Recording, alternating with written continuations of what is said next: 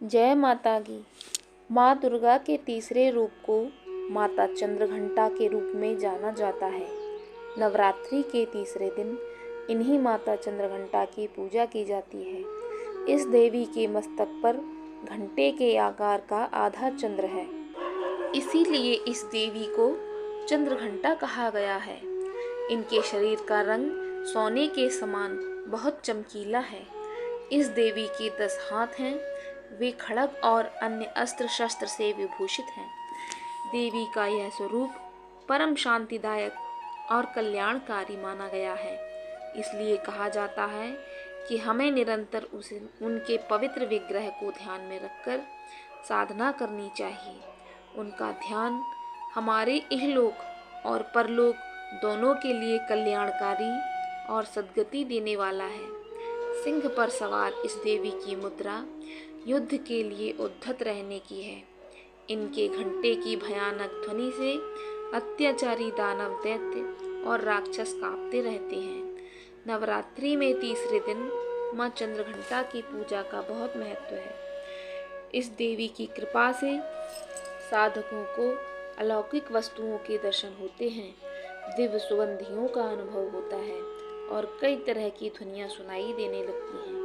लेकिन ध्यान के इन क्षणों में साधक को बहुत सावधान रहना चाहिए। इस देवी की आराधना से साधक में वीरता और निर्भयता के साथ ही सौम्यता और विनम्रता का विकास होता है। इसीलिए हमें चाहिए कि मन, वचन और कर्म के साथ ही काया को विहित विधि विधान के अनुसार परिशुद्ध पवित्र करके चंद्रघंटा के शरणागत होकर उनकी उपासना आराधना करनी चाहिए।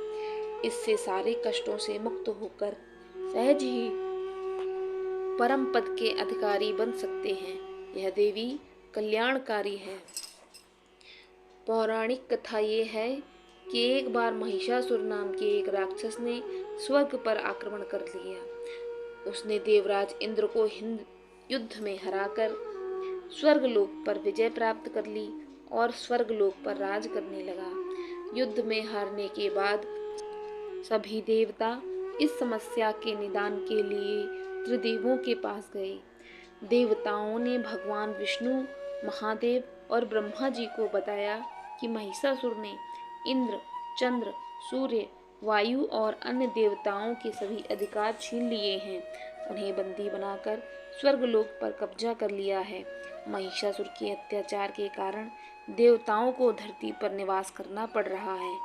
देवताओं की बात सुनकर त्रिदेवों में अत्यधिक क्रोध आ गया और उनके मुख से ऊर्जा उत्पन्न होने लगी।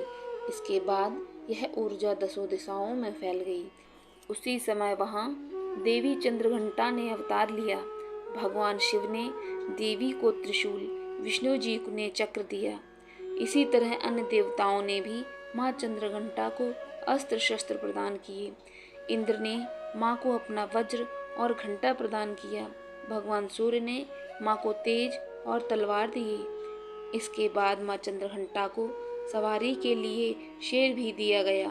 माँ अपने अस्त्र शस्त्र लेकर महिषासुर से युद्ध करने के लिए निकल पड़ी। माँ चंद्रघंटा का रूप इतना विशालकाय था कि उनके इस स्वरूप को देखकर महिषासुर अत्यंत डर गया। महिषासुर ने अपने असुरों को माँ चंद्रघंटा पर आक्रमण करने के लिए कहा। सभी राक्षस युद्ध करने के लिए मैदान में उतर गए।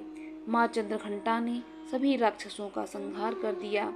माँ चंद्रघंटा ने महिषासुर के बड़े राक्षसों को मार दिया और अंत में महिषासुर का भी अंत कर दिया। इस तरह माँ चंद्रघंटा ने देवताओं की रक्षा की और उन्हें स्वर्गलोक की प्राप्ति कराई।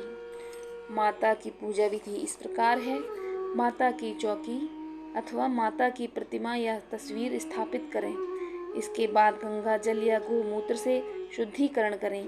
चौकी पर चांदी, तांबे या मिट्टी के घड़े में जल भरकर उस पर नारियल रखकर कलश स्थापना करें। इसके बाद पूजन का संकल्प लें और वैदिक एवं सप्तशती मंत्रों द्वारा माँ चंद्रघंटा सहित समस्त स्थापित देवताओं की षोडशोपचार पूजा करें। इसमें आवाहन, आसन, पाद्य, अर्घ्य, आचमन, स्नान, वस्त्र, सौभाग्य सूत्र, चंदन रोली, हल्दी, सिंदूर, दूर्वा, बिल्वपत्र, आभूषण, पुष्पहार, सुगंधित द्रव्य, धूप दीप, नैवेद्य फल, पान, दक्षिणा आरती, दक्षिणा, मंत्र, पुष्पांजलि आदि करें। तत्पश्चात प्रसाद वितरण कर पूजन संपन्न करें। इस प्रकार षोडशोपचार विधि से माता के पूजन के पश्चात उनकी आरती करें और क्षमा याचना कर दुर्गा सप्तशती का पाठ करें अथवा नवार्ण मंत्र का जाप यथा सामर्थ्य करें। इस प्रकार से तीसरे दिन के नवरात्र की पूजा को संपन्न करें और कथा अवश्य पढ़ें। माता की तीसरे स्वरूप चंद्रघंटा की ये कथा आपको कैसी लगी? अगर आपको ये वीडियो अच्छा लगा हो तो प्लीज़ इसे लाइक कर दीजिए और हमारे चैनल को सब्सक्राइब कर लीजिए। धन्यवाद।